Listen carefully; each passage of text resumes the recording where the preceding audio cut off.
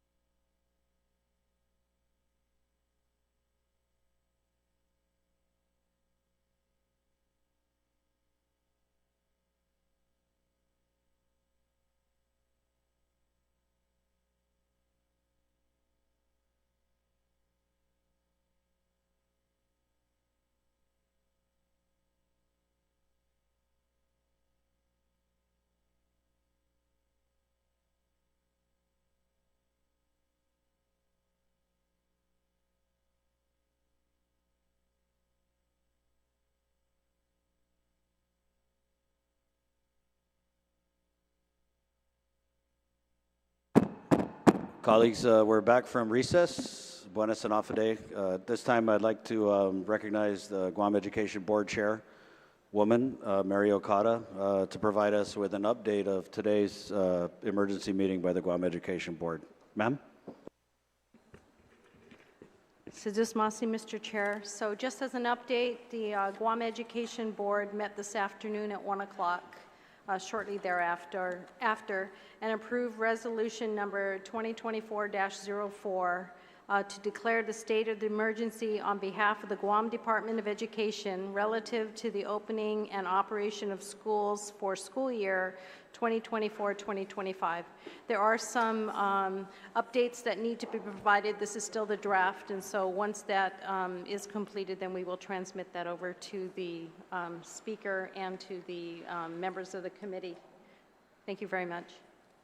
Sidusmasi, Chairwoman Okada. Superintendent Swanson. Thank you, Mr. Chairman. Just a reminder to the body what the intent of using these funds will be, and that is to, first of all, accelerate the whole process that we have to repair and replenish schools, focusing on 3 areas. One is restrooms, one is air conditioning, and one is lighting. Those are the 3 biggest areas that cause demerits in our inspections. So we want to hit those areas hardest. And then we also have 2 schools that we need to provide for that are not in the refurbishment projects, and that's Southern High School and Inarajan Middle School. So we need to do a plumbing upgrade on both of those campuses.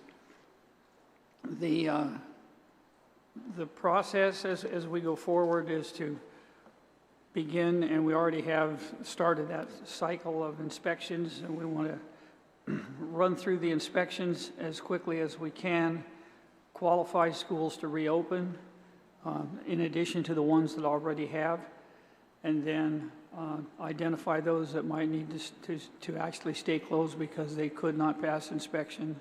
And we won't know the results of that until we get to that. So right now we're scheduled for the schools that are passed and are able to go forward and open. That will be on the 15th of August. That's about it.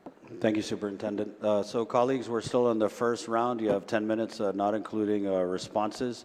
And Senator Blas, you are recognized. Thank you, Mr. Chair, and thank you to the panel for being here. Dr. Okada, I know you said that the details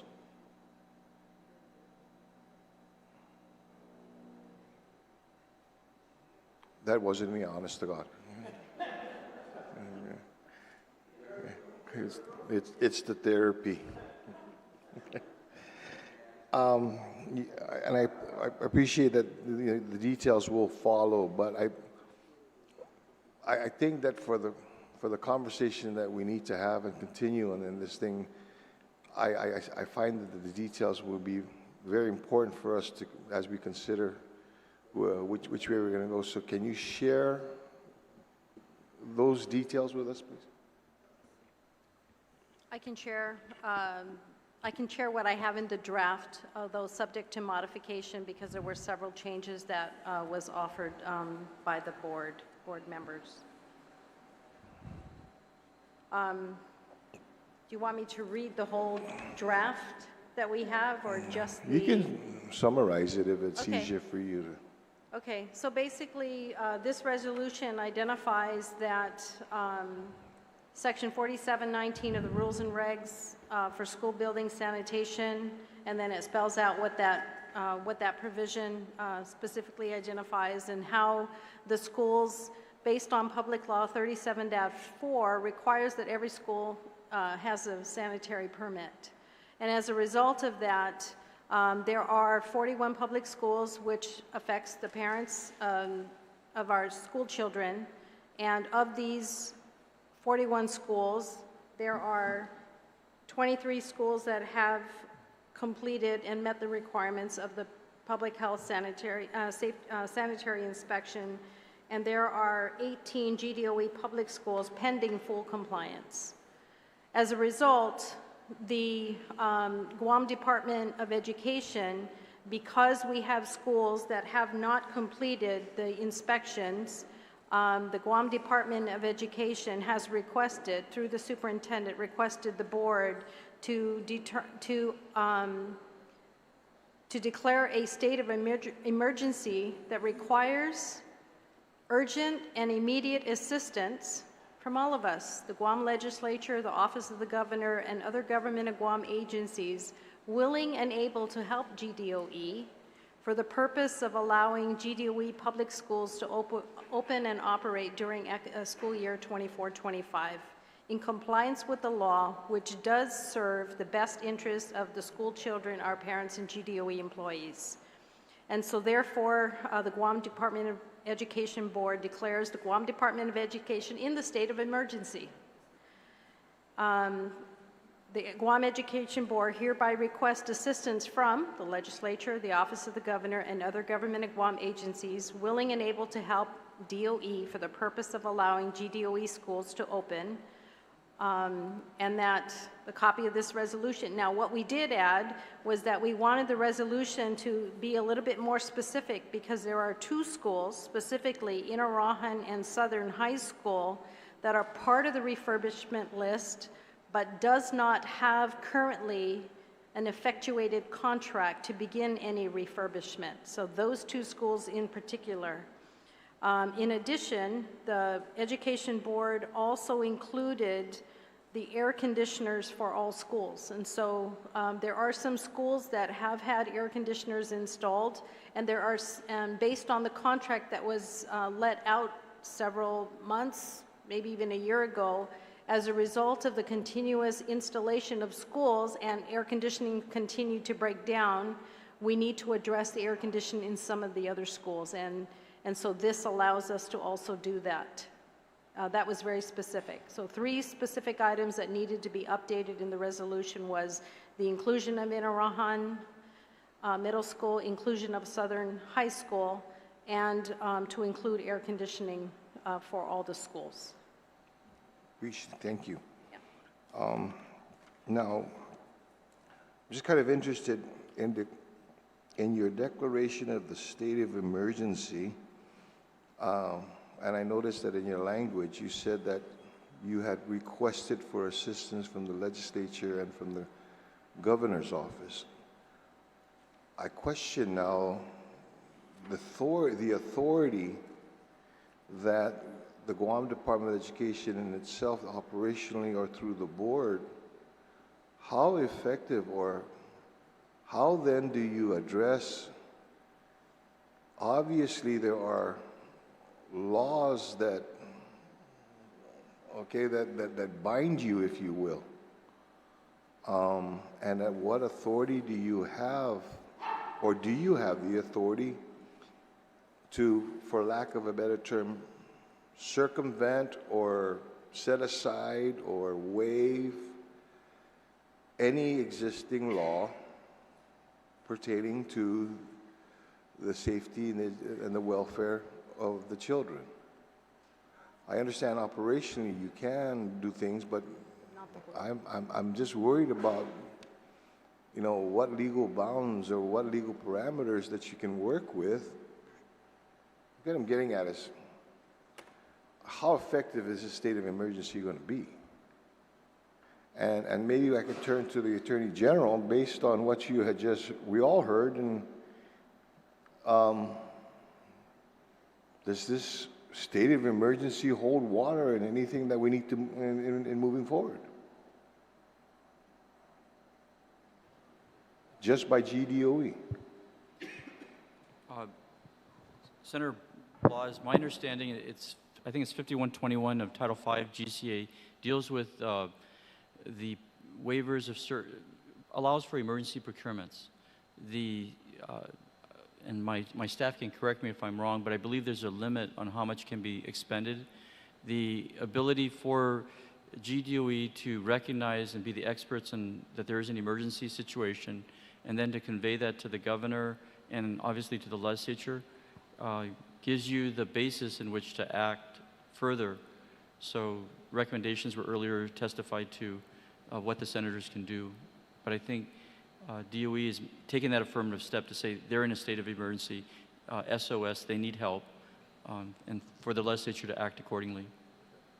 Appreciate that. So back to Dr. Swanson and Dr. Okada.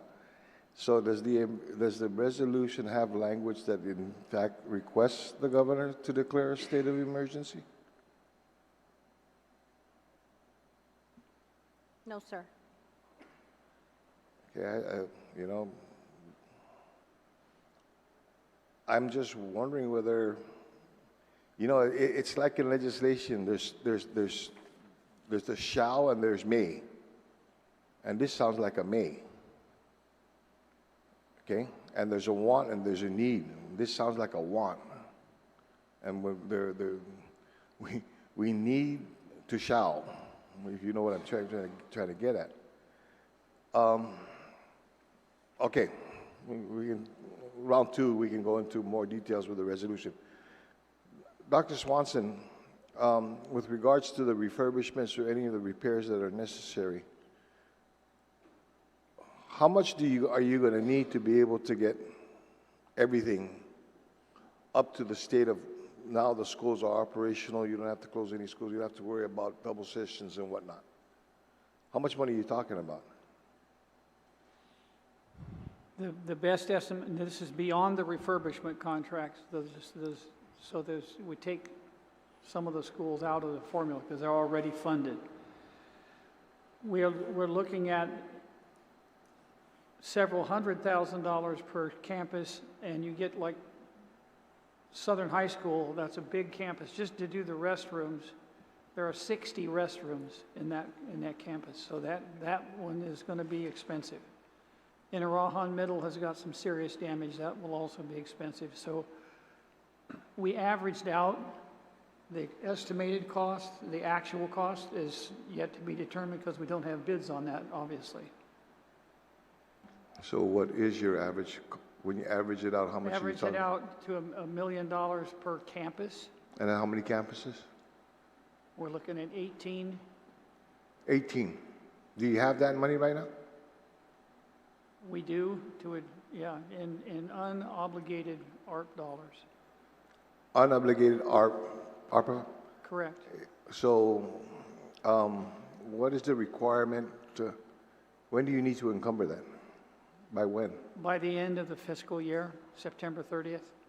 And then you have to be spent by when? March of 26. Okay. So that's $18 million there at least.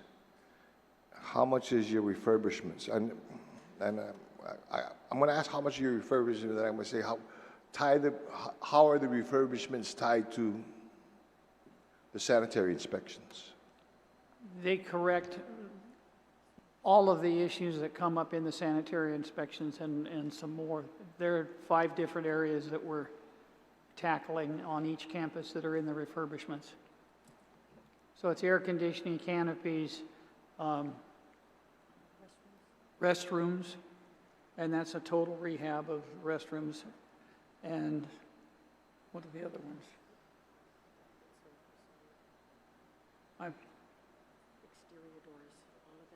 Oh, yeah, doors. We have to change all the doors because most of the doors in the schools are wooden. Termites are a problem, so they're going to switch to metal doors, and they also have to be restructured in terms of which direction they close to match the current code. So do you have the money for that? And that the value of that, the contracts that are going through and are already been released come to a total of right at $120 million. And that covers everything that you're going to?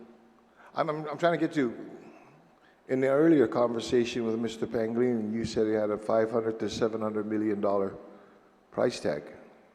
That's if you were to go through and rehab schools completely. Even the refurbishment is not a complete rehabilitation of the entire building.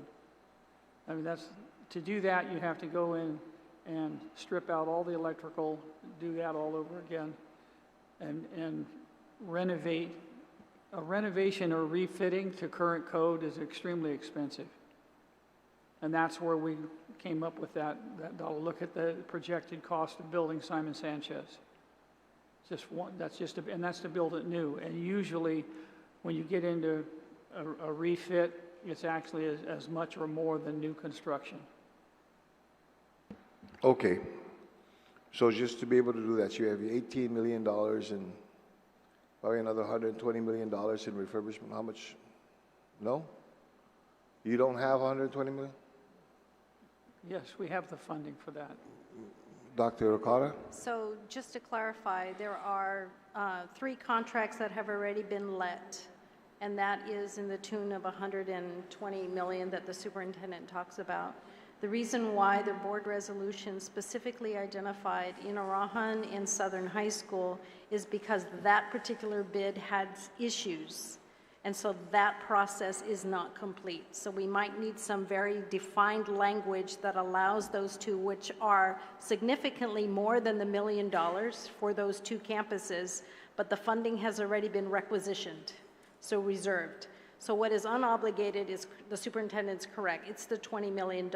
And so $1 million for the remaining campuses at $1 million each would obligate the money that is available. So the total amount that is needed for refurbishment outside of Southern High School and Guåhan is the 123 that has already been obligated. There's still one contract that didn't work out. We need to fix it. We need to redo something on that. Okay, in a perfect world, have you ever, and those contracts were all set to go, and you what will that total cost be?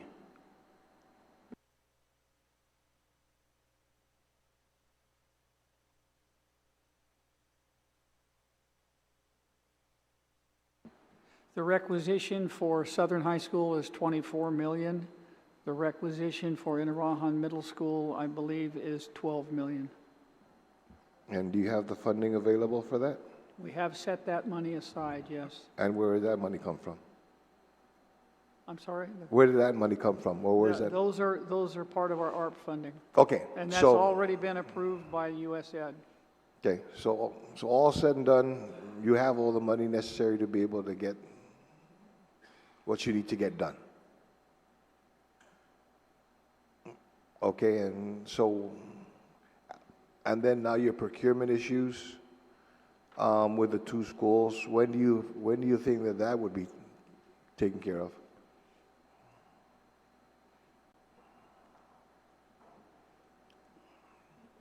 So those are the 2 schools that need a little work because the bid and the whole process was not in a position where it can be awarded, so it has to be redone. Because there's pieces of the scope of work that were left out in those 2 particular SOWs that are required for or as part of the refurbishment. Okay. So that all being said, is there then the necessity for this legislation? I believe there is in order to move those projects forward quickly, yes. You just declared a state of emergency on your own. You've got emergency procurement powers. This does not address anything as far as emergency procurement power, this bill.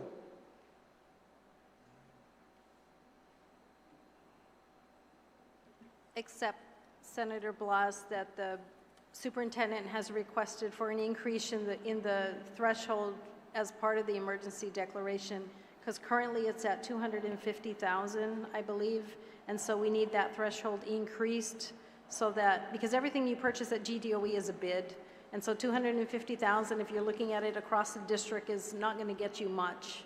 So to increase it per school as requested or suggested of $1 million per school allows that flexibility in the procurement threshold currently for the emergency.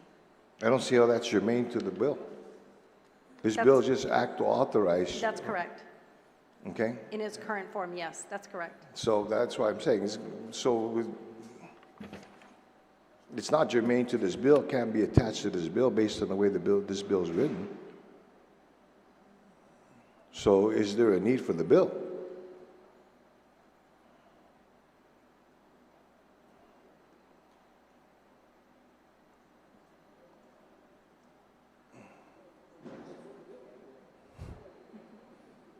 You know,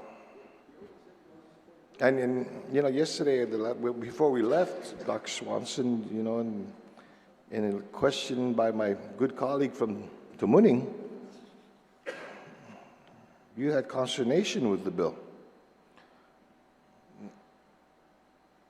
Now I'm looking at the, you know, and with what you want and what this bill says is apples and potatoes. It won't fit. So we're in here to discuss this bill. I'm just trying to find out whether or not this bill's got any more relevance.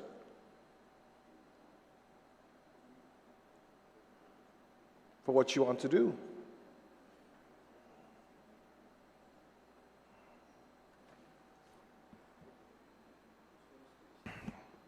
And I appreciate that, you know, okay, we've taken the steps to be able to, okay, to recognize what it is. This is truly, I think there's nobody in this room that will disagree with you in saying that we are not in a state of emergency. Okay, it's what's necessary now in your state of emergency. This is why I said it was important for us to hear what was, although it's not in final, you know, what were some of the things that discussed that's in that state of emergency, in that resolution, so that we know basically, okay, yes, we're here to help. How can we help? It's just that now the help that you're asking for is not in this bill. Okay? Well, don't worry. The sun hasn't set yet. Okay? Okay, thank you, Mr. Chair. Citius Masi, Minority Leader Blas.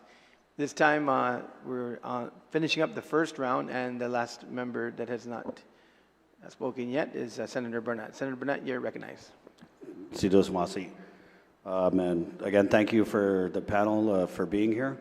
This is truly turning out to be a whole of government discussion on what we need to do to continue to move the Guam Department of Education forward. And I kind of want to start by just addressing this notion that nothing has happened and we're here at the 11th hour and then some with an emergency. I agree it's an emergency. I think it's been an emergency since last year. And I want to thank the board for declaring one. It's a little bit more standard time, but it is what it is. And I think that this emergency declaration combined with an amendment I have that will increase the emergency procurement spending limit to $1 million per school as requested by the superintendent and the board chair. And, you know, let's be honest, there's a lot of uncertainty about the future of the bill. So I've also introduced a bill that will increase the emergency procurement spending authority for the Guam Department of Education up to $1 million per school to address health and safety hazards at their school, at the schools. Because I kind of want to continue in this tradition. The legislature, I think, has provided a lot of assistance to the Guam Department of Education to meet the public health mandates. Going back to Public Law 37-4, which again foresaw the need to have assistance from the executive branch. In Section 6, we authorize the governor of Guam to transfer personnel and other resources from, but not limited to, the Department of Public Works to assist with preparing procurement-related scope of work, repairs, or other actions deemed necessary to obtain GDOE public school compliance with sanitary permit requirements. We even authorized the governor to use federal funds and surplus revenues to assist the Guam Department of Education. And we did this even after it was announced by the then acting governor on Valentine's Day of last year that he actually would engage a whole of government approach to fix the schools. And I'm again just going to read from this release. which is dated February 14th. Last week, Acting Governor Josh Tenorio led a meeting with Acting Superintendent Dr. Judy Wampat and the Guam Department of Education representatives, along with former Acting Superintendent Francis Santos, GPA General Manager John Beneventi, Department of Public Works Deputy Director Linda Banes, Guam State Clearinghouse Director Stephanie Flores, and the Governor's Legal Counsel to address GDOE's maintenance challenges. And the Acting Governor, Lieutenant Governor, was quoted in this release as saying, "The Department of Education's longstanding issues with maintaining facilities require a whole-of-government approach where all partners are addressing the various needs of our schools. Bringing all of our subject matter experts, mobilizing their resources, and committing to long-term solutions is just the start. Our administration has already initiated an agreement with GPA to better support GDOE's pressing electrical needs, and we hope to create similar solutions to provide for sustainable maintenance island-wide," said Acting Governor Josh Tenorio. In addition to supporting their procurement challenges, our administration can assist with requests to USDOE to reprogram ARP funds to prioritize repairs of facilities and maximize these dollars.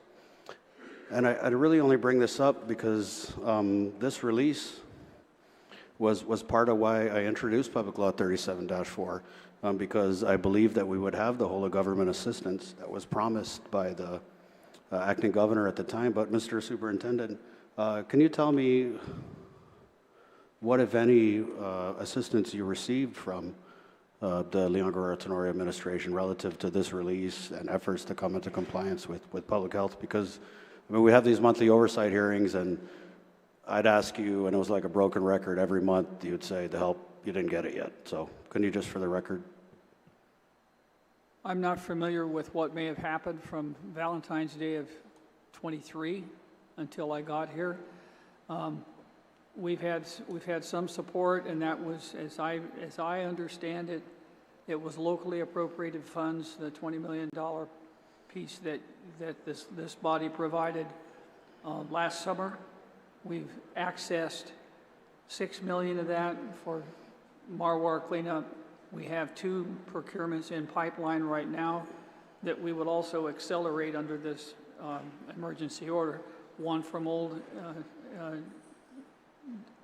cleaning and abatement, and the other one for fencing. And then that leaves a smaller balance that we want to use for going after the contract that we need to do for air conditioning that is not part of the current air conditioning replacement. So by my calculations, we're pretty much going to exhaust that $20 million, although it's taken us quite a bit of time to do that. So any other source of funds, I am not familiar with.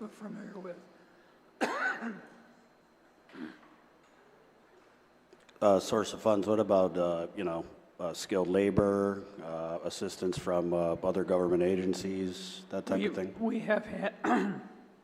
We have had several Guard affiliated and Army Reserve units come in and help out, and Corps of Engineers as well. We've used those 3.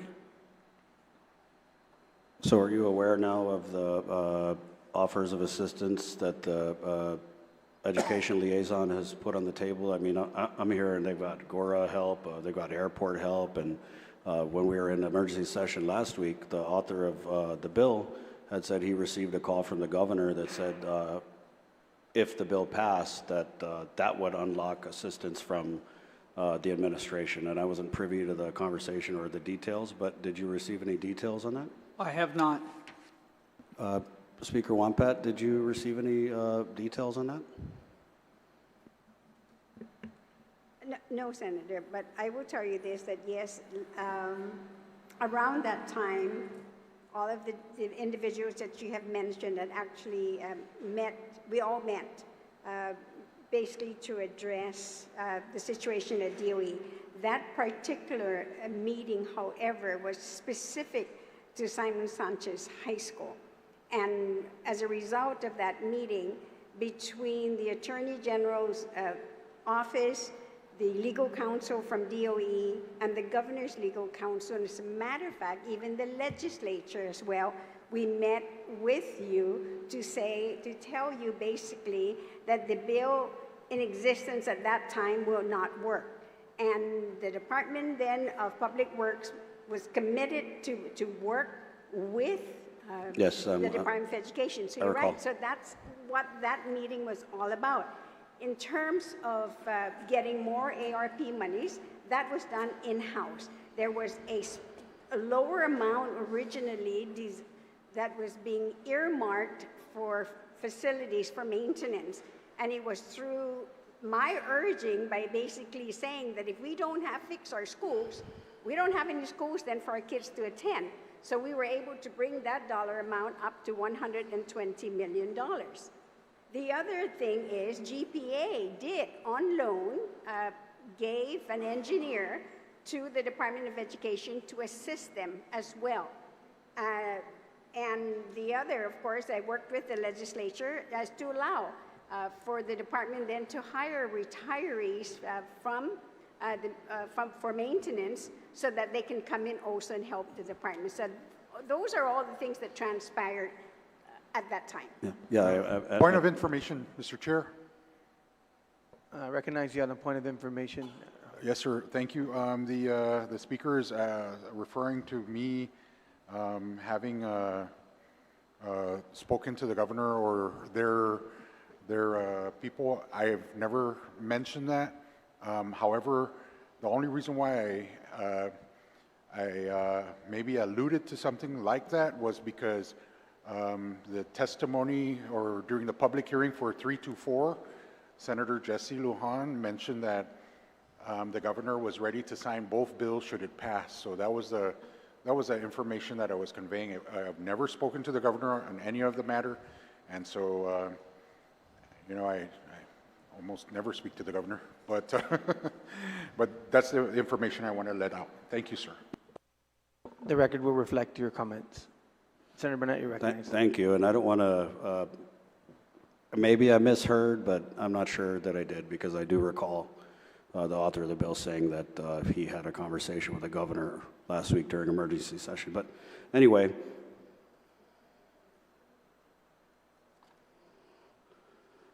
what is this? Yeah, so look, there's actually a press release that just came out from the office of the governor, 5 facts on a state of emergency for Guam's public schools. As I heard the governor's on the radio this morning she said that basically she doesn't have any authority over the Guam Department of Education, any authority to declare a state of emergency. But she did say in this press release that her administration has activated executive branch agencies to assist GDOE with vital procurements and services. Superintendent, can you clarify that? Sorry, what was the first part of the statement?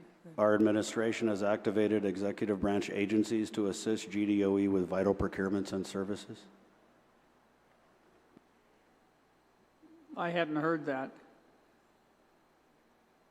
And I didn't hear the radio broadcast either. Okay, so I think we're all aware that since the passage of Public Law 37-4, and even recently, the governor and lieutenant governor have continued to explain that they don't have any authority to help our schools.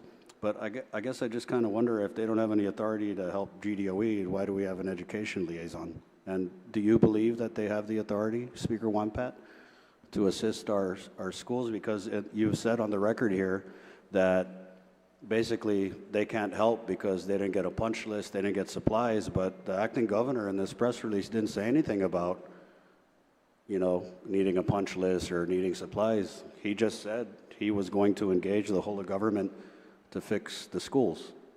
But that was a totally different situation, like I said earlier, specifically to Simon Sanchez High School. Now, there is this fine line, of course. But ma'am, the release doesn't say anything about Simon Sanchez. The release says that they're going to engage the whole of government to fix our schools. But I am letting you know that I was in that meeting, and it was specific to Simon Sanchez High School. So it didn't mean all the schools and all the school kids? No, because we were not talking about that at that specific time. Because when I read the release, it definitely sounds like Of course. You know, they're going to ride down from Adelup on the white horse with the hard hat and the hammer and the vice grip and help the kids. And now we hear that, Yes. oh, they don't have the authority. Well- But I just got to say, if you want to be governor, you got to help the kids. Senator, you have to also understand that just like when the board themselves have said that they're not an operational board, they're a policy board. So there's just so much that they can do. By the same token, the governor was taken out in the Organic Act to not then have oversight of DOE like they do with all the other departments and agencies with the exception of autonomous agencies. So it says no longer the governor, but the government. And the governor did commit to me and Is the told governor me, part of the government of Guam? my dear, you all are. Okay, so what changed Every then, Speaker? department and agency. Ma'am, But you're you have to be careful because in you're the trying to past, say that they don't have the authority Well- to help, but now you're saying that they can help, and there's all this help available. I won't say who, but I will tell you this, and I've heard this many times, is that when somebody wants to come in, somebody in the government, they would be reminded, you have no control, you have no say-so in the department. You can't tell us what to do. That was actually told to the governor. I'm not going to tell you which director or Madam Speaker, superintendent said that. I just have to, we appropriated $20 million, and the governor took it, and we got the runaround from the superintendent, and so I understand what you're saying about authority, but if the governor or the lieutenant governor were to show up at GDOE's doorstep with the National Guard, with the Department of Public Works, I'm pretty sure the superintendent wouldn't turn them away. Senator, I think And that that is has never something- happened. Instead, we've gotten this runaround and a real lack of support from the administration. And I don't necessarily think they need authority to help our school kids. Of course not. Yeah. But the thing is, and some things need to be corrected, and I'm finally glad that we're going to be able to do this. Because when you talk about that 20 million, all of you have asked that question, and somehow constantly it's been repeated, but it hasn't sunk in. When that $20 million was appropriate to the Department of Education, I should know about that. You called me long distance. I was on Zoom with you guys when I was in Washington, D.C. And we accepted that money. However, yes, I'm sorry, Dr. Swanson, I'm not going to try to throw you under the bus, but you were in a meeting with Mrs. Gutierrez and the governor point blank said, do you want that $20 million back? And if you do, I'll give it back to you. The response was, no, Governor, because you'll be able to move it much faster than I could. She then, yes, engaged the Department of Administration, GSA, to help. None of that money has been expended by the governor for anything that the governor wanted. $6 million of that $20 million went to pay for all the debris pickup after the typhoon to the National Guard. Several million, I'm not sure what the exact number is right now, for fencing. Then another chunk of it, again, is for mold. That money hasn't gone to the department. They haven't spent that money until the market research has been done and they announce for this, and that's when the monies will be expended. But they have not been expended by the governor's office for whatever projects. They're specific to DOE, and they're going to be used for DOE. Mr. Superintendent, would you agree with that characterization? Because we've sat together every month, and it's been over a year since Super Typhoon Mawar, and we have no action. We have nobody in our schools checking for mold. We have no fencing. So when I hear the education liaison talking up how much help and how much assistance we've gotten with this $20 million, I'm sorry, but the proof is in the pudding, and I don't think the record reflects that. At this point, I do want to point out, in order to answer your question, yes, we have, from GSA, we are working, our procurement folks are working hand in hand with them to get those two contracts out and on the street. They're being reviewed right now for legality, and it's taken longer, but we have worked very closely.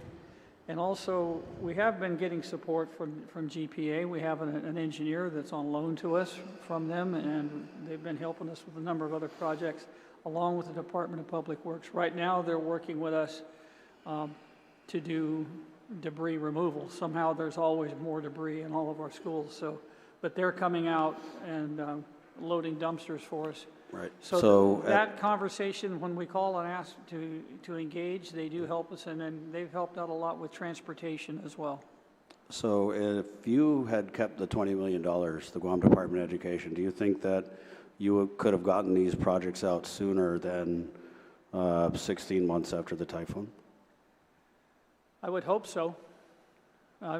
We've had to make some internal changes in how we do procurement, and that's sped up the process for all of our procurements. So that was all part of the financial adjustments we made with coming out of the third party. Right. I just hope we get the help that was promised since February of last year, and you know, if we do, it's better late than never. And I actually completely disagree. I think the governor, lieutenant governor, it's not really a question of authority, it's a question of ability, and I believe they have the ability to help our public school kids. I just question the willingness to do it. Superintendent, so you, with this emergency declaration, can you kind of go through the order of schools and how they'll be addressed, and if the self-inspections conducted at the schools are going to factor into which schools will be looked at first? All of the schools have done self-inspections, and right now we just finished or about to finish the Stumbo Middle School. When I look down the list that you see that's set up for August, September, and October, we're moving ahead with inspections on all of those as quickly as we can. So that will be 2 or 3 at a time. We are using what purchase authority we have that to be able to, in some cases, we're going to survey again this week to see which projects need the most attention, because we want to put those out to a contractor to come in so that they have the authority to go ahead and procure whatever they buy, whatever they need to do. We're going to focus on restrooms and air conditioning and lighting. Those are the 3 areas that the schools traditionally get the highest number of demerits on. So our objective is to get them to where they can pass soon. I think between now and the end of next week, we can get most of those schools evaluated, and then I have to decide what to do with ones that don't pass. So these self-inspection reports for the schools awaiting inspection are the only picture that we have of the conditions at these schools. And, you know, as I've said, 14 of the 18 schools self-inspected using public health criteria have failed those self-inspections. So, for example, GW, the rodent infestation, Finnegod's the rodent infestation, DL Pears, the inoperable toilets in need of repair. With any authority that you get from this bill or the emergency declaration passed by the board, do you plan on addressing those major point demerits in order? I mean, is that a priority for you? Well, it's school by school. So that priority list is based on the survey data that they've already given us. But in the first case, if the school has not been inspected, we want to go in, first of all, and make sure that we have the sanitation ratios operational. And some schools, that might mean that we're going to do a fair amount of remodeling, but that'll also, we'll take a look at the schools that are scheduled for refurbishment, because we have to be sure that between now and the time that they do the work, that they're able to operate. Okay, so in the GW self-inspection report, there's evidence of active rodent infestation, but when I spoke with the principal, he said that the vector control people aren't coming until the end of the month. So it's things like that. I'd like to see more urgency on these major health violations. And we're taking steps. We've actually interfaced with that principal to change that priority. And DL Pear's bathrooms, so I had posted a video of the bathrooms, and I had a constituent ask me if there was a Department of Corrections. So they've got major issues with usable toilets up at DL Pear's. Is there any plan to bump these schools that have these major health violations to the head of the list? That's basically what I'm asking. We can certainly look at that. Thank you.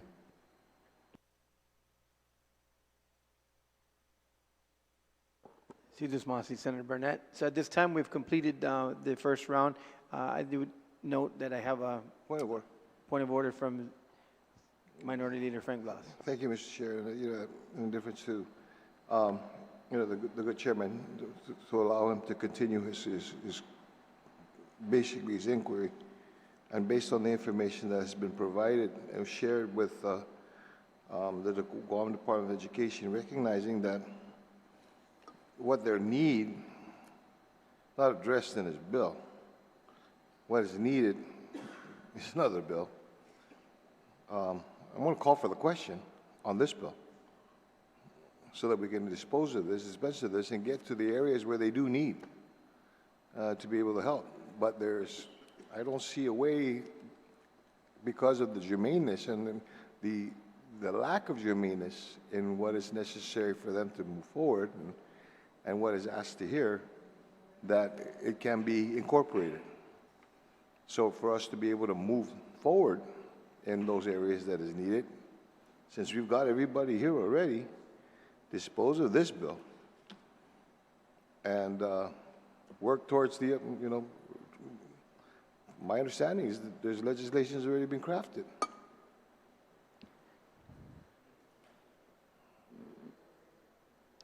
I would Roger that. object, Mr. Chair. We've got the panels here. The only reason we have got this far and down to potential solutions is because of the discussion that we are having over the last week and this week.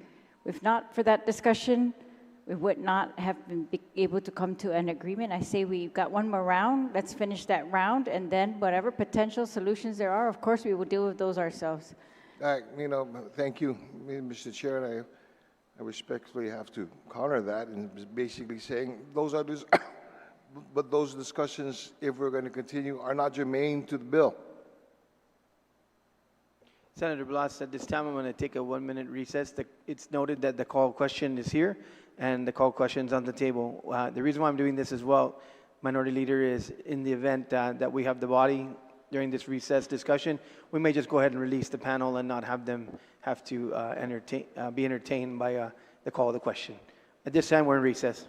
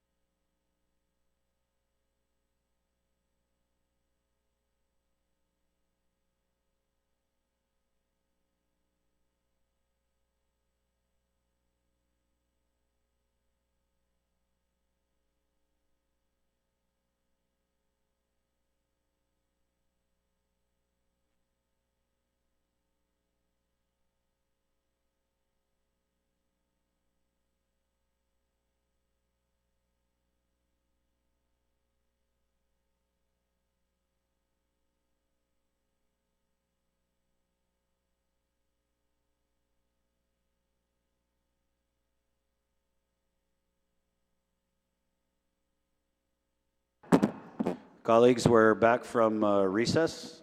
Senator Blas, you had a motion? Yes, Mr. Chair, and my motion is to call for the question on Bill number 317-37 COR. To be very specific about my request, it's to end all discussions, deliberations, and to include any of the amendments. I think this body's heard enough already, and for this body to decide yes or no, up or down, on Bill 317-37. Thank you very much, Mr. Chair. Sidus Masi, Senator Blas. Senator Taitigui? Mr. Chair, just a point of inquiry. Okay. I know we're trying to stop the debate on this. No problem. We're not going to go back and forth. But my tensions right now, before how I vote on this, is I want to hear from Dr. Swenson whether he needs this bill or not to move forward. That's all. Sidus Masi, Senator Taitigui, but we did have the motion from Senator Blas. Senator Blas, may I recognize Superintendent Swenson? Thank you. You have to dispose of the motion, Mr. Chair. There's no All right, on the motion. Objection. There's been an objection. On the motion to call the question, which just for the viewing public means that this panel will rise, go home, and then we'll immediately vote on Bill 317 as amended in committee. Without any amendments and without further discussion. Correct. Without the opportunity or Thank you ability very to much add for the additional hearing, okay? amendments. Sidus Masi, thank you. On the motion, there's been an objection. All in favor, please signify by raising your hands. 1, 2, 3, 4, 5, 6, 7. 1, 2, 3, 4, 5, 6, 7. Where? Colleagues, can you please raise your hands up high? 1, 2, 3, 4, 5, 6, 7, 8. Motion carries. I'd like to thank the panel for being here. Thank you for your attendance and all the information you provided. Let's take a short recess.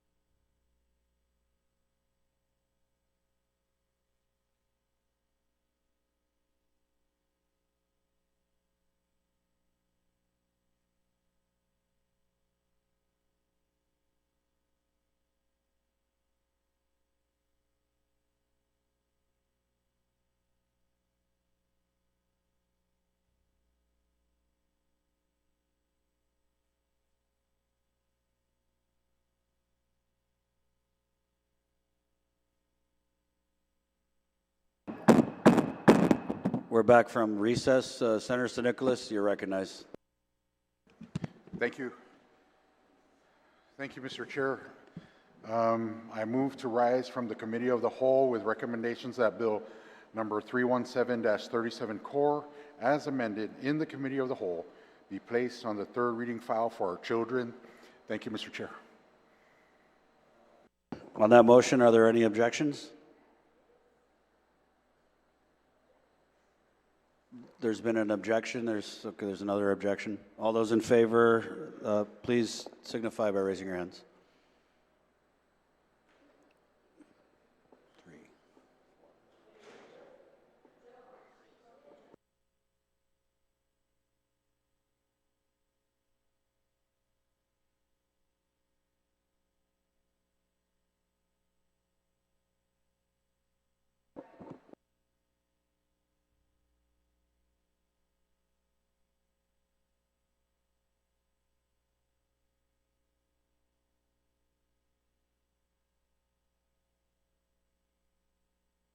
Okay, motion carries.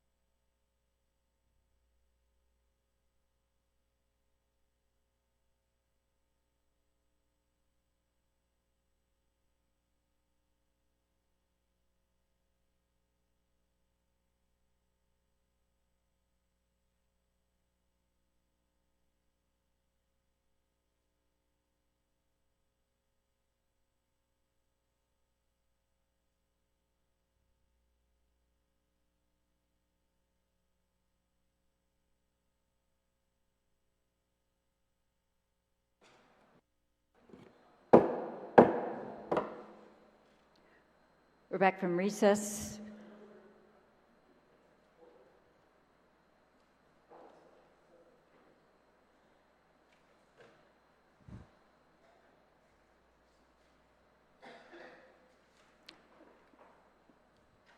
Senator Burnett, you're recognized to report on the Committee of the Whole.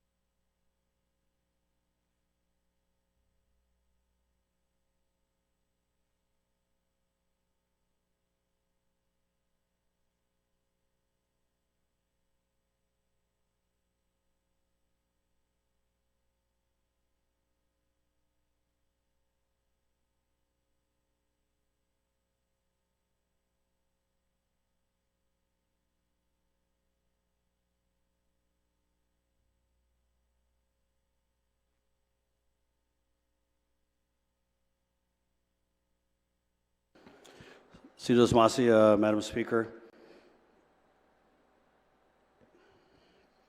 I motion to place Bill 317 as amended in Committee of the Whole.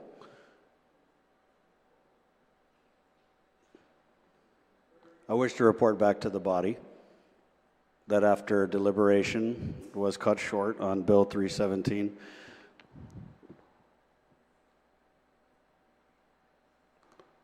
I move to place it in the third reading file.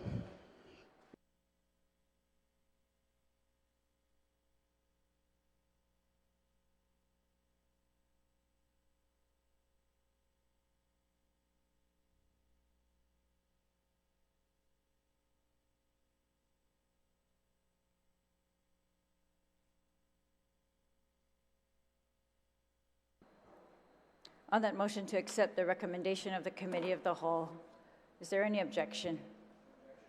There's an objection. All in favor, raise your hand.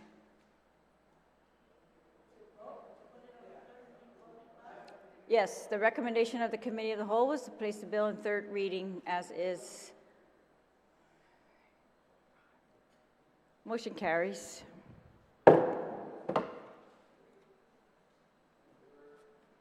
We're now on consideration of the daily file, third reading. Is there any motion on the bill?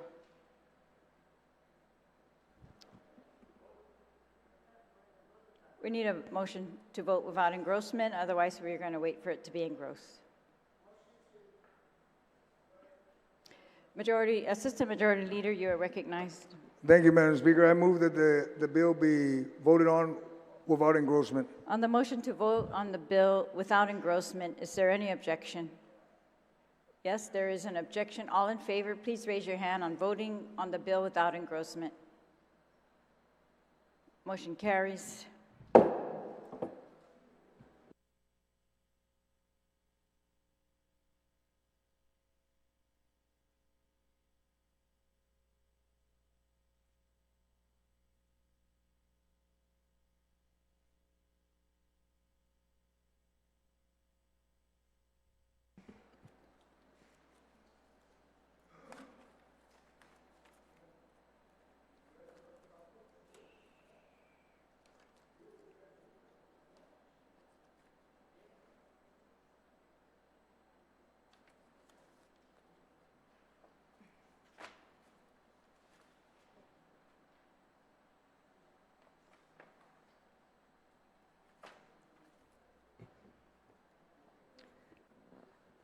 The only item on the third reading is Bill number 317-37 COR, as amended in the Committee of the Whole previously. Clerks, please read the title. Bill number 317-37 COR, as amended in the Committee of the Whole, introduced by Dwayne T.D. Nicholas, Joe S. San Augustine. An act to authorize the operation of Guam public schools that are awaiting inspection for school year 2024-2025. Roll call. Senator Barnett. Senator Barnett, nay. Senator Blas. Senator Blas, nay. Senator Brown. Senator Brown, nay. Senator Dueñas. Senator Dueñas, nay. Senator Fisher. Senator Fisher, nay. Senator Lujan. Senator Lujan, nay. Vice Speaker Muña Barnes. Vice Speaker Muña Barnes, pass. Senator Parkinson. Assistant Majority Leader, you are recognized. Thank you, Madam Speaker. I move to excuse any of our colleagues that are not present. On that motion, is there an objection? Seeing no objection, that motion carries. Senator Parkinson excused. Senator Perez. Senator Perez, nay. Senator Kanata. Senator Kanata, nay. Senator San Augustine. Senator San Augustine, aye. Senator San Nicolas. Senator San Nicolas, aye. Senator Shelton. Senator Shelton excused. Senator Taitigui. Senator Taitigui, nay. Speaker Talahi. Speaker Talahi, nay. Vice Speaker Muña Barnes. Vice Speaker Muña Barnes, nay.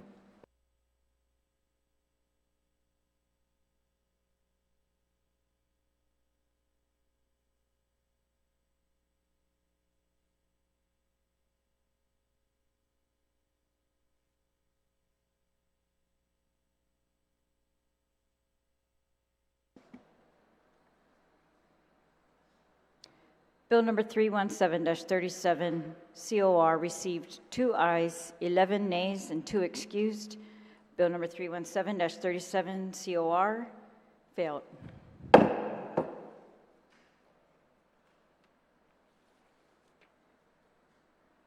We're now on brief extension of remarks. Senator Barnett, you're recognized.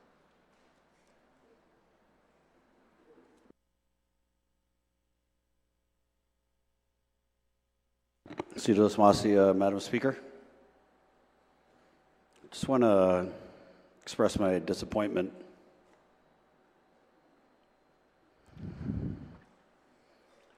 for the actions of the body. I requested this emergency session in good faith because I felt like we didn't have enough information in the last emergency session, and since the bill had failed in the last emergency session, there were a number of things that the Guam Department of Education had done really to move closer to the goal of holding the public health, safety, and sanitation standard in place, and I found that encouraging. And I realized last week that amendments that were proffered on Bill 317 were very sensible and really should have been supported by the body. Unfortunately, they were not, and so I asked for this emergency session because I wanted the ability for us to revisit these amendments in this really the spirit of cooperation and good faith. And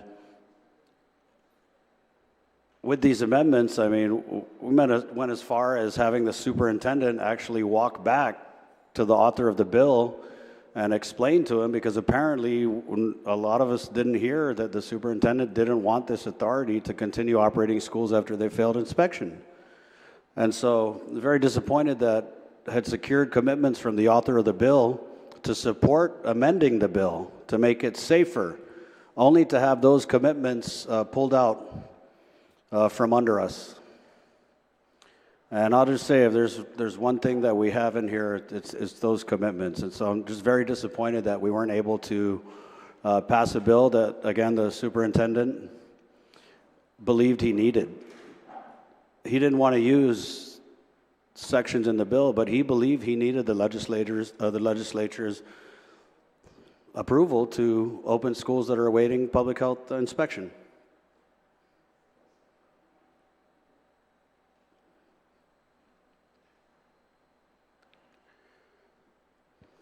And it was encouraging to have the whole of government here in the panel and to finally have us all on the same page about holding that public health standard in place. And we should have seen it through.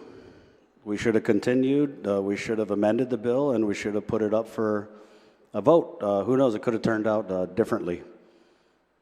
But I am encouraged by the Guam Education Board passing the emergency declaration. I think that's going to give them a lot of authority to address health and safety hazards in our schools, which are very alarming even up to this point. We're halfway there, but the schools awaiting inspection, according to the self-inspections, I mean, we're talking about toilets that don't work. We're talking about a nurse's office up at DL Paris that the toilet's being held up by a hollow block.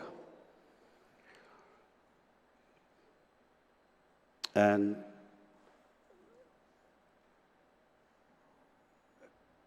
it's just confusing what just happened.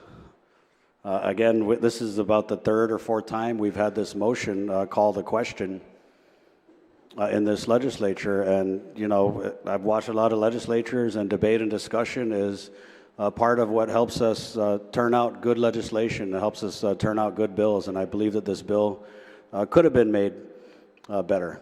That being said, I'm not very certain about the way forward for the Guam Department of Education after this. I'm still committed to holding this standard in place. And, you know, I'm actually encouraged that a lot of colleagues in here support that standard. And it is a little bit of a mixed emotion because the bill as introduced cannot support it. And it's clear that a lot of you guys agree. But again, in the spirit of cooperation and discussion and having all of these people here in this panel, I still think there was more information that we could have asked about. And with more information, you can make better decisions. So, Madam Speaker, again, just disappointed by the lack of help from the administration and disappointed by the actions of the body in not holding them accountable, ma'am, and really just kind of deflated at this moment, ma'am. Sidus Masi, Madam Speaker. Sidus Masi, on extension of remarks, is there anyone else who'd like to be recognized? Senator Blas, Minority Leader, you're recognized. Thank you very much, Madam Speaker. You know, there's really nothing to be disappointed about. First off, I want to applaud, you know, the author of the original legislation for taking a stand and looking at, you know, wanting to be able to help the schools to open up. I want to applaud the education chair, as disappointed as he was with regard to the outcome of the vote or what had happened. What has happened over the last 2 days is we've basically brought everybody to the table and had the discussion, and in the discussion we found that what they need, they've already had. We said this, they had the tools in their toolbox already. Okay, they came out with their state of emergency. They found some areas that they'll possibly need help from the legislature, but it's that help that they're going to need that wasn't germane to the bill that was being discussed. Therefore, to move forward so that the schools can, and the system can move forward in being able to address and open the schools properly as safely and as safe and as sanitary as they can. Give them the tools that they need, and the bill did not address that. No amendment that could have been proffered would have been germane to what they would need. So, the silver lining in this whole thing is that we brought the discussion to the forefront. We brought the people to the table. There was deliberation and discussion amongst themselves on how they can move forward. The superintendent yesterday said it himself, that the bill as presented would not provide the tools and the means necessary for him to proceed. He wasn't going to accept the liability. We didn't have the ability to be able to abscond him or to release liability from him or for the public health. That's not what they needed.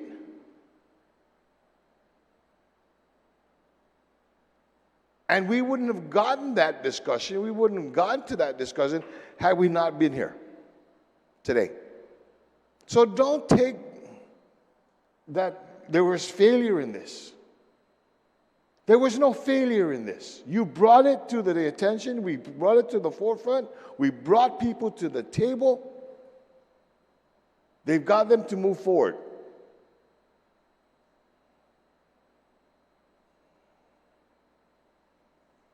And so that was the call, and that was the reason why I called for the question.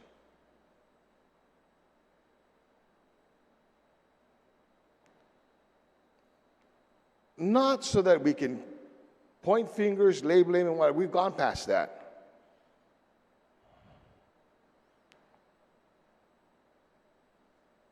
And I think that the actions of this body, remember, no man is an island. In this body, it takes 8. It takes a majority. And I think that I appreciate that, first off, as a body, we all heard and we all saw what was happening. As a body, we saw what was needed. As a body, we knew that they had the tools, they have the tools to be able to do what they need to do. The only thing that this legislature can't do, no legislature can do, is stop time for them or to extend time for them. So, colleagues, please, your yes, your no, your dissension, your agreement, it all came down to there was a discussion. We brought them in here. They have a way forward. Give them that opportunity.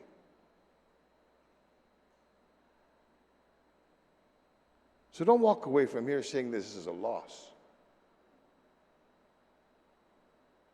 because you brought it to their attention. We brought it to the attention and we dealt with it. Thank you very much.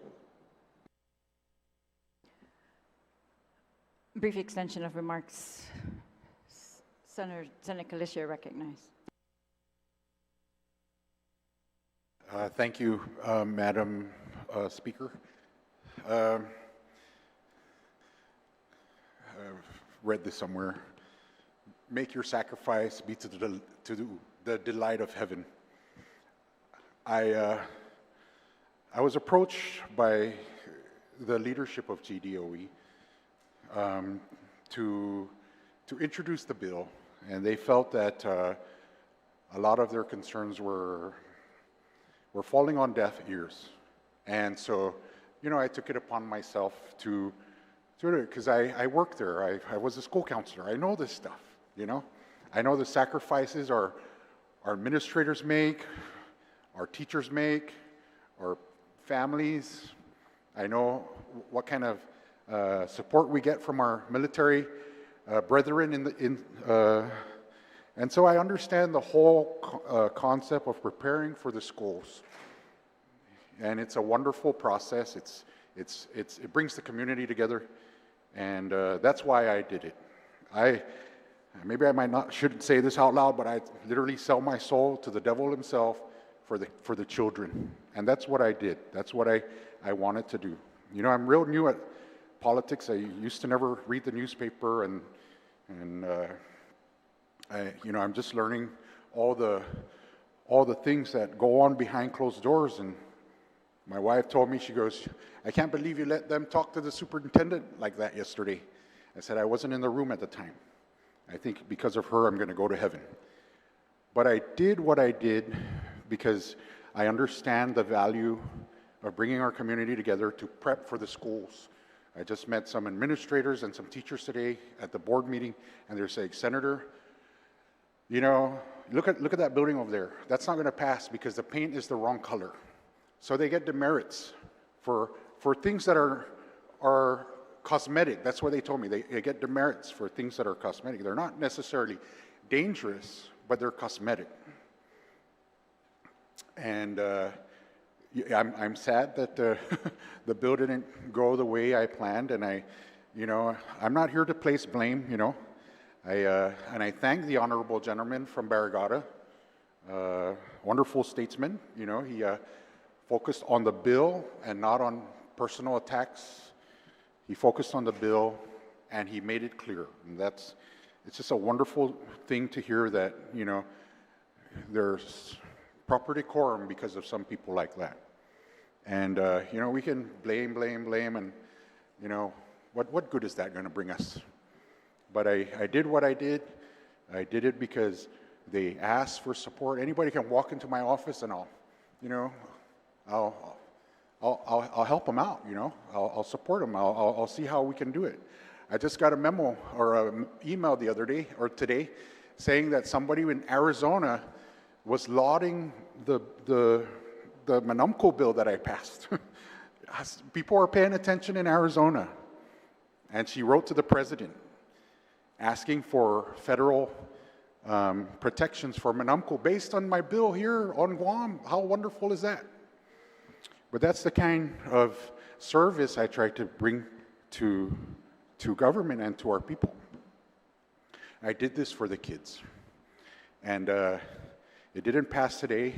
And I'm hoping that the information that we had today that was brought about can, you know, allow for, you know, these discoveries that we made, can allow for cooler heads to prevail, and perhaps maybe opening the schools on time.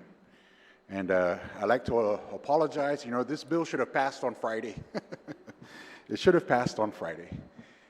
But it didn't, and it didn't pass again today. But, you know, it was worth the effort, and I just like to apologize to the kids and for perhaps maybe the delay.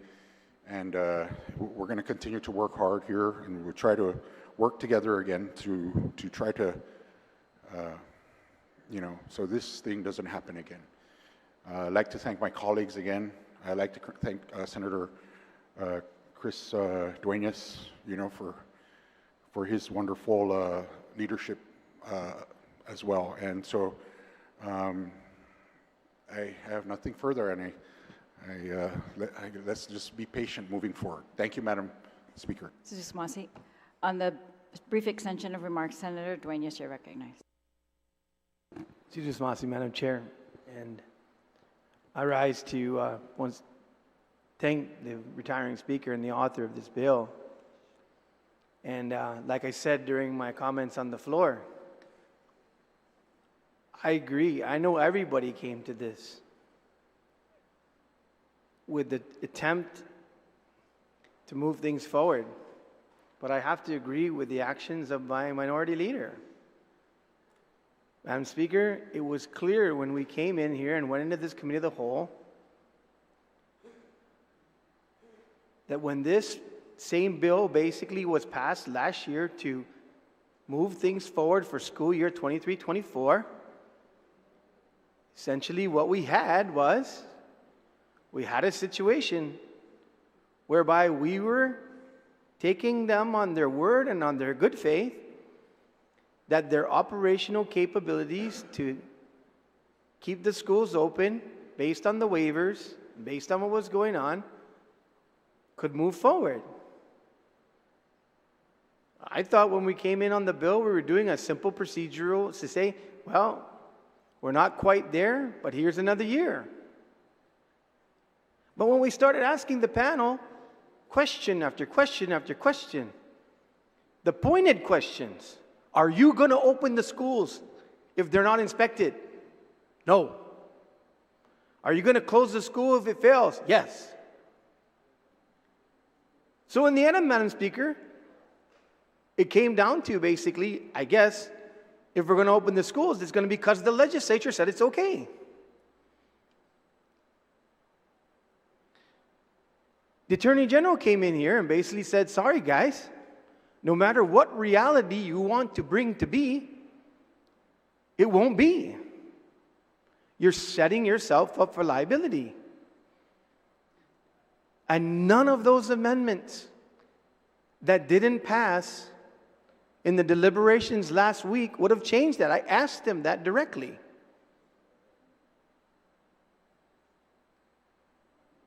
So it's just important for us, because when we first came in on this bill last week, there was still a thought process in our community from our people that we might be saving this for the schools to open on Thursday. There's another thing, Madam Speaker. We're passing an emergency measure where in the deliberations on this bill, the superintendent declares that schools will be extended for 1 week, probably based on the deliberations that were happening, and then they would extend now for possibly another week.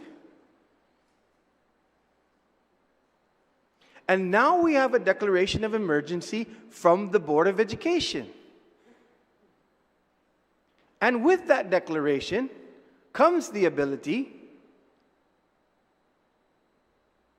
for those procurement authorities, and they said they have all the funding they need to be able to use under ARPA and other funding capabilities to be able to move. So I said it once and I'll say it again. I feel for those parents. I feel for those children. I feel for the confusion. But we just didn't get the answers here. If we were going to do it and take the responsibility, then we would have passed the bill as is. Because that's what we did last year. But that wasn't what's on the table here. This discussion was very different. I didn't know which group was showing up some days. Are you going to close the schools? Yes. Are you going to open the school if not inspected? No. Do you need the bill? Yes. Do you need the bill? No. Let's get on. Let's go move and let's help the schools. So in no good conscience was any additional deliberations going to change everything that they put on the table with us, except for if we were going to decide to accept the responsibility. We're opening the schools because the legislature said it's okay. You know, in closing, Madam Speaker, I watched some media on the discussions from different media outlets and people being interviewed, and they said the same thing coming out of stores and all over the place. Do I want the schools to open? Yes. Is it inconvenient? Yes. Do I have to get a work reasoning for tomorrow to help with the situation? And tell my boss I got to move things around? Yes. But if those schools aren't ready, I don't want my kids going there. I thought that's what we did when we passed the original law. We did good work here. Senator Nicholas, you tried your best. Sijus Masi.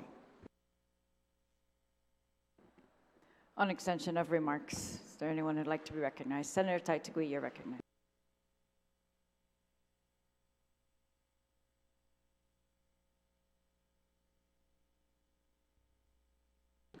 Sijus Masi, Madam Speaker. And to my colleagues, I'm not going to try and make this really long because I know everyone is tired. We've been here for almost 2 weeks, counting last week. But if we were really to look at what we've been doing for these last 2 weeks, let's start from the beginning when the bill was first introduced. A bill that was introduced it had some great amendments that we were trying to proffer on the floor. Good amendments. In fact, one of those amendments, even today, the superintendent had supported that amendment, but it failed. It failed by a group of individuals here. So that amendment didn't get on. There was another amendment that was proffered, a good amendment. And again, that failed. So if you ask what happened, the people of Guam want to know chronologically what happened. A bill was introduced last week. We tried to make it better. We accommodated the superintendent.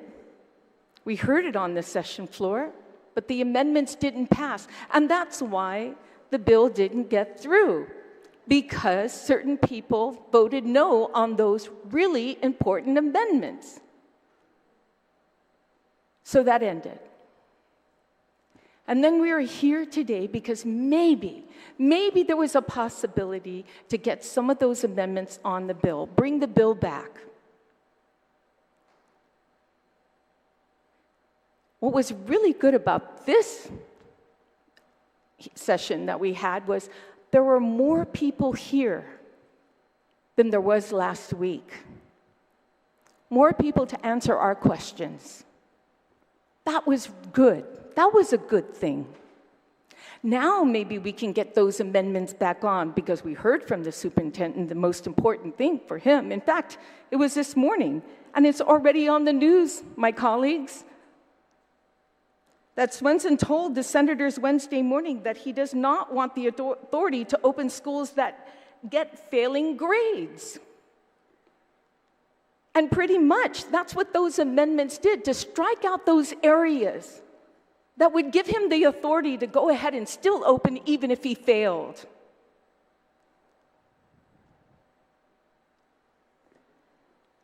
I voted no to stop the discussions because I don't think that's the democratic way. There's been many times in this body where my colleagues have stopped the discussion.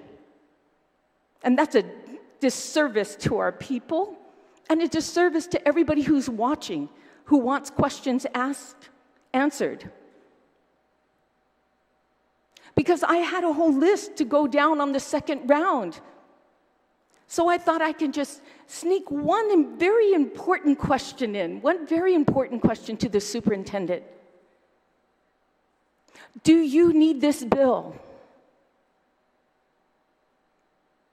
But we didn't get that answer.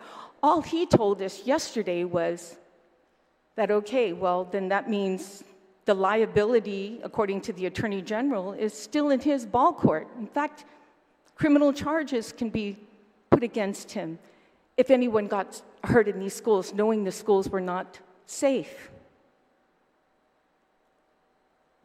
I had questions for public health to ask them if they were going to get more people to come and help and look at these schools and go through the inspections. I mean, there's people from GORA, there's people from DPW that can help assist them, but no, I didn't get that chance.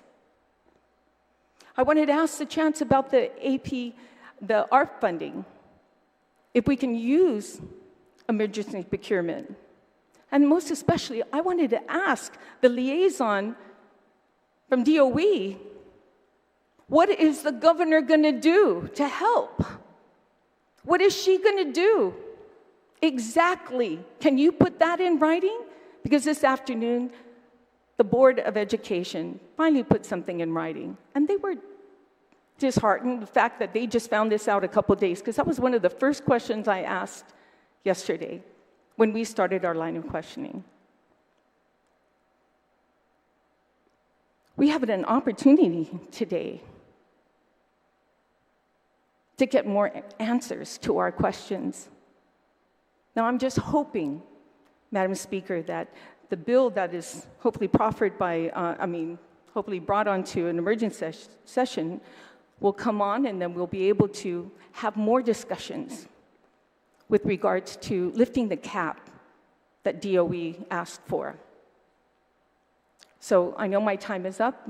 I thank my colleagues for all the questions they asked. I just wish we could have asked more. So other than that, thank you, Madam Speaker.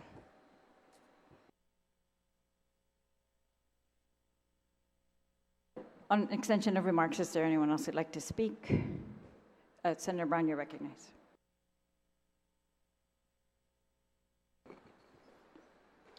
Thank you very much, Madam Speaker. I know a lot has been discussed today, and there's been some back and forth, and maybe, I think we all want to ensure that our children have a quality education. We have taken the last 6 days, 4 days last week, 2 days this week, to discuss this bill. And as discussion went on and information was provided from the panel, including the Department of Education, My position in looking at this issue with the information provided is that even if we were to have amended this bill, I don't think I would have voted for it. I don't know about my other colleagues. I mean, we didn't vote in favor of the bill. But I don't think there was any intent to just simply not address the issue of the concern of our children in public school, because we want our children in school. I mean, we advocated, we supported, we sponsored and co-sponsored the legislation last year that extended the one-year time period that has since expired. One thing we cannot do from the floor of this legislature is we cannot administrate the Department of Education. We cannot physically go in there and do their job. That is their job. And while I understand there's a lot of long-standing issues, well, so be it. I mean, who walks into an operation that's perfect? But we cannot, no matter how many days we spend here, no matter how many days we deliberate, no matter how many questions we ask, we simply cannot do their job. And no matter how many amendments we added to this bill, it's not going to get the desired outcome. What the Department of Education needs to do, and I wish the board had taken action earlier. The Board of Education is the board that is overseeing the school system. They, like us, are also elected. They could have declared a state of emergency months ago to start the wheels turning so that they could help facilitate what they needed to do, knowing full well that this timeline was coming up. If the only expectation that they had was to come back to the Guam legislature and ask, give us more time, well, how does that address the liability and all the other concerns that have been raised? And more importantly, the whole issue that was raised last year, is this the thing to do? Are we going to put our children in unsafe conditions? I think that reasonable time has been given. And that burden now is on the shoulders of the Department of Education. It's on the shoulders of the board, hopefully the governor. And I did ask the question of the representative from the governor's office, what is the governor going to do to assist? And she came back and said, well, we need to know what it is they need us to assist with. So I don't think it's a day to point blame and point fingers. What it is a day to get out there and get the job done, because the clock is ticking, and we want to see these children back in the classroom, and we want to see these children in safe classrooms. Because even I have to say, I think we've kicked the can down the road too far. I think the time has come, we got to stop kicking the can. And we have to start ensuring that those officials who are entrusted, who have the position, and more importantly have the authority and power to address this, do so. We cannot manage the government of Guam from the Guam legislature. And for those of us that have been on both sides of the aisle, we know that.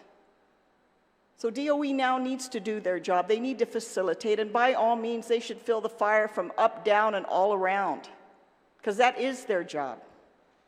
I don't think we should be used as the excuse as to why they're not performing their job, because they have the tools to do it. Before, they complained they didn't have enough money. Then when they got all the additional ARP money, oh, it's too much money, we can't process it all. We have to deal with all these procurement issues, and the list of issues go on. But that is their responsibility, so I don't think there's any blame to go around. I don't know if we've ever, except maybe the budget, spent so much days on one bill. And we could ask the questions over and over again, and we're probably going to be at the same position with this bill in particular. If there's another piece of legislation that comes up that's going to have some direct impact where we, as legislators and policymakers, can facilitate something that's going to assist DOE, then fine, I'll be happy to stay here and entertain that. This particular bill was DOA. It was DOA last week, and it's DOA this week. There was nothing more we could do to resuscitate this bill, no matter what amendments were put in with regards to the information that were provided. And unfortunately, I thought walking in last week with some changes, I would vote for this bill. But with the information provided, I just, certainly as a member of this body, could not move forward to do so. So with that, Madam Speaker, thank you for the opportunity to comment. Situs Masi, on the extension of remarks, Vice Speaker.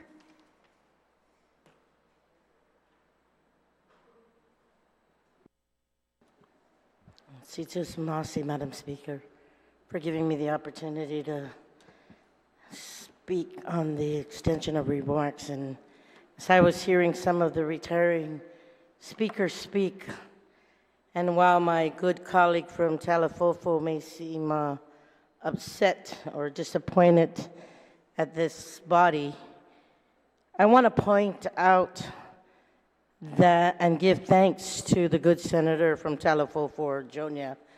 Because of him, I want to say that we did something literally great today. Madam Speaker, we stood united in saying that our kids deserve better. For decades, the standard has been compromised, but not today. Not today by this legislature. It is my hope, or I hope, that the Guam Department of Education holds their end of the bargain, and that I stand ready to do whatever it takes to assist and to help in the efforts of bringing everybody to the same table, and wondering if our efforts of last week was worthwhile in coming back to the same table. It is true. We brought all the other agencies that had to say something to the issue that is on hand. Madam Speaker, in this body, in order to get something passed, we may not like it, but we need 8. 8 is the magic number to pass something. Sometimes we may agree with just our side of the aisle. Sometimes we may have folks that agree from the opposite side. We can agree to disagree. We can agree and we can work together. But I feel and I believe in my heart today, we said our kids deserve better. We will not compromise their safety, and that we will continue to work and try and get and help get these schools open. Because out of 40 schools, they already have 23 that have passed, several more that have been working on the self-assessment, and more are coming to play. So with the concerted effort of us coming together and even to help, I told DOE, my office stands ready. Mr. Anderson, send me the list to see what I can do to bring. If I have to bring out some water blasters and paint, I'm willing to help. But what the oversight chair did was know that shouldn't be upset or disappointed. We all agree that our kids deserve better. So, thank you, Madam Speaker, for giving me the opportunity to rise and saying, we will continue and we will work. And hopefully with the resolution that was passed by DOE, that the governor will, and the administration, everybody will come out and see what it's going to take to help get the schools up to par. Sijus Masi. Sijus Masi, on the extension of remarks, is there anyone else who'd like to be recognized? Vice Speaker, can you?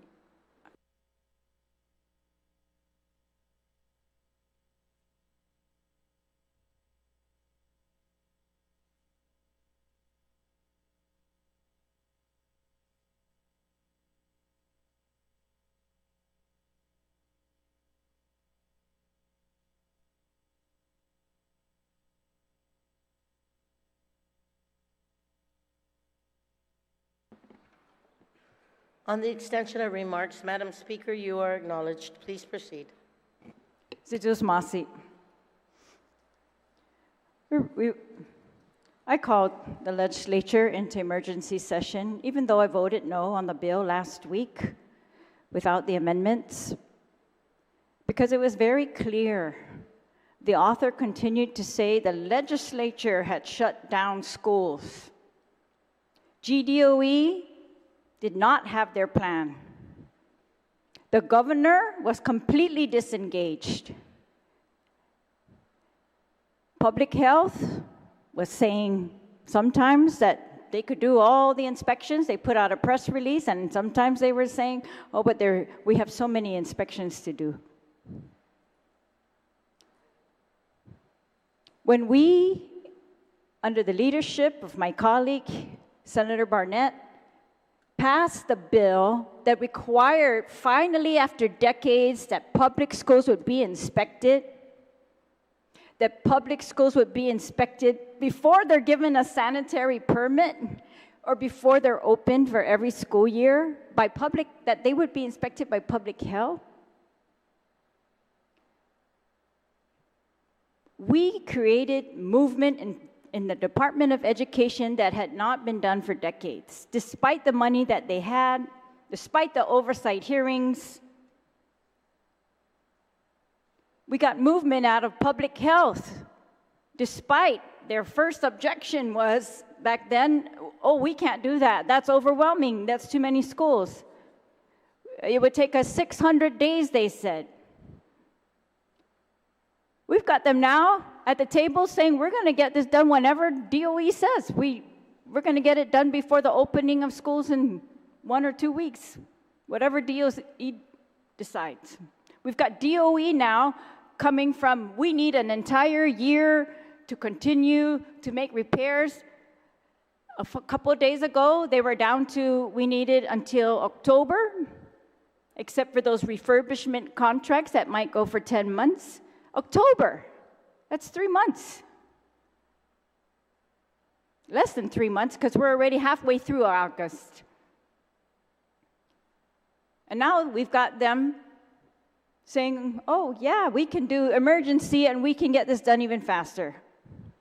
All of the progress that has been made, I commend GDOE for their progress. I commend public health for their hard work in getting all these inspections done and their commitments to continue to do that. But while many of the senators in here think they know all the answers, we did not have the answers until we were able to bring them down and ask them questions. The public did not have any answers until we called DOE in and the superintendent announced whether he was going to open or not open schools, and then it changed, and then it changed. It's changed today again. One of my colleagues said that information is king, but he's the one voting to cut off information. It's part of our process here. We know no bills are perfect, so we try to make them better. We try to make them better through amendments. We try to make them better through discussion. We try to engage parts of our government that are not living up to their duty through our actions here, which includes discussion necessarily, unless we know everything.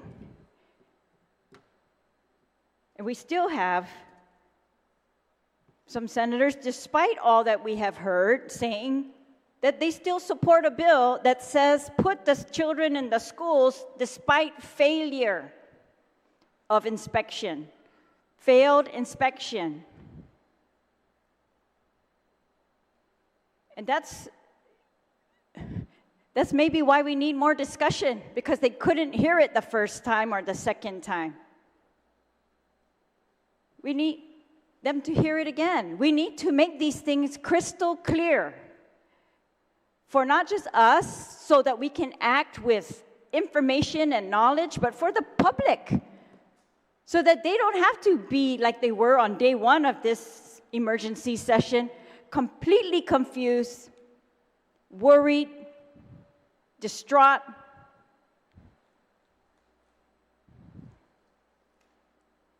GDOE didn't say, get me out of here so I can go do their thing. They were doing their thing simultaneously with giving us the answers. We were getting commitments From government agencies, finally, GURA, and can't remember who else, the liaison for the governor's education liaison, giving us some assurances that they were going to do some work finally to help the schools. I think there's only one way, and that is through discussion, and cutting off discussion. It's not helping the community. It did not get us where we are. We got here because of discussion. Thank you, Madam Speaker. Thank you, Speaker. Anybody else wishes to speak on the extension of remarks? Before I acknowledge Senator Guåhan on the extension of the remarks, I'd be remiss if I didn't extend a very, very big happy birthday to my youngest son, Jathan Ryan Muñoz Barnes. We call him Bubba. He's celebrating his 34th birthday today, so happy birthday, Bubba.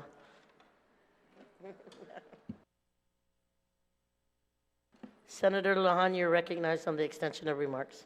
Thank you very much, Madam Speaker. Good evening, colleagues. You know, I think the past couple of days have been very productive in regards to information gathering. I'm glad also that the Vice Speaker had motioned to include the Attorney General in the discussion. Because in inclusion of the Attorney General in this whole discussion clarified a lot of the things that we thought could move forward in regards to removing some people from liabilities. What we had found out in the past couple days, again, from the Attorney General had said, and remember, he's the Chief Legal Officer of the government of Guam.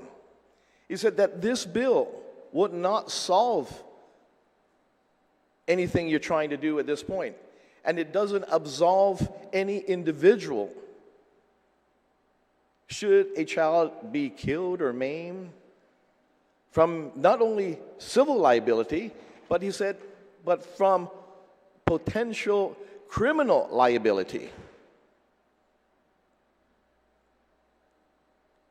And so when DOE came in here, they were in support of the bill, and after they heard the Attorney General state as such, I asked the question again, Mr. Superintendent, do you agree with this bill after what you heard from the Attorney General? Are you in favor of this bill? He said no.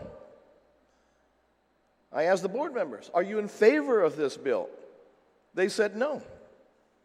The Attorney General also said that we are in a mere state of emergency. I asked Superintendent, are we in a state of emergency? Yes. The board members, are we in a state of emergency? Yes. And as a result, we didn't come until 4 o'clock this afternoon because 1 o'clock the Guam Education Policy Board called an emergency session. Why? To put a resolution out calling for a state of emergency. So this gathering that we had here and called to session got them to be able to proclaim a state of emergency for the Department of Education.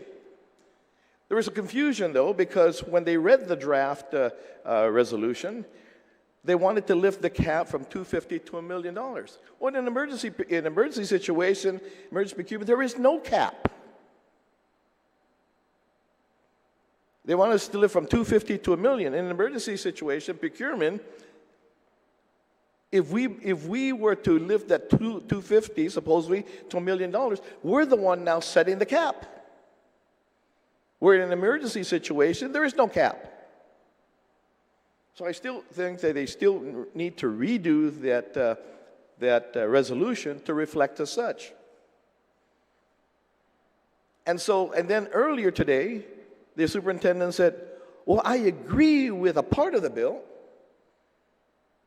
And that's right after the Attorney General said, there's nothing in this bill, there are no amendments that will expound or remove you from liability or will solve what you're trying to do. So again, as previous speakers have said, I don't know what flavor came in today. Because yesterday we got a taste of 2 flavors. Agree, then disagree. Today was a different flavor. And if he would have been asked the question again, he would probably say, yes, I agree. Then I would ask the Attorney General, Mr. Attorney General, is there anything at all, and I would be repeating what I said previously, Mr. Attorney General, is there anything that will remove the liability from any government official or school? How many liabilities should a child be maimed or killed as a result of going into an unsafe school? He would say no. Then I would ask the superintendent, are you willing to take on that liability? I'm sure his flavor will say no. So we've heard yes, no, yes, no, yes, no. But finally, we got, and again, the Guam Education Policy Board realized and knew to be able to go into an emergency session today at 1 o'clock and come out with a resolution with a proclamation of a state of emergency for the Department of Education.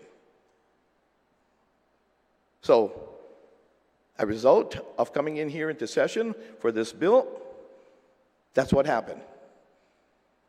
And if they need for us, all we can do is appropriate money for them. But through an emergency procurement, there is no cap. But if we did it, we will be setting the cap. Anyway, with that, Madam Speaker, thank you. My time is up, but thank you again, colleagues, for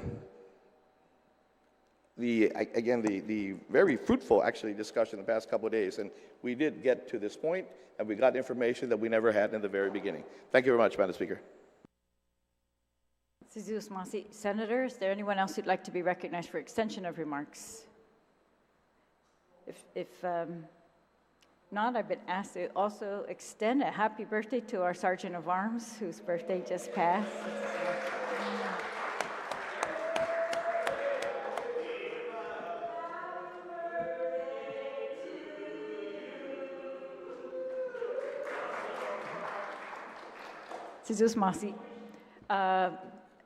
There are no announcements. Assistant Majority Leader, you are recognized. Thank you, Madam Speaker. I move to adjourn this session subject to the call of the Speaker. Motion to adjourn the emergency session subject to the call of the Speaker. Is there any objection? Seeing no objection, that motion carries. We are adjourned.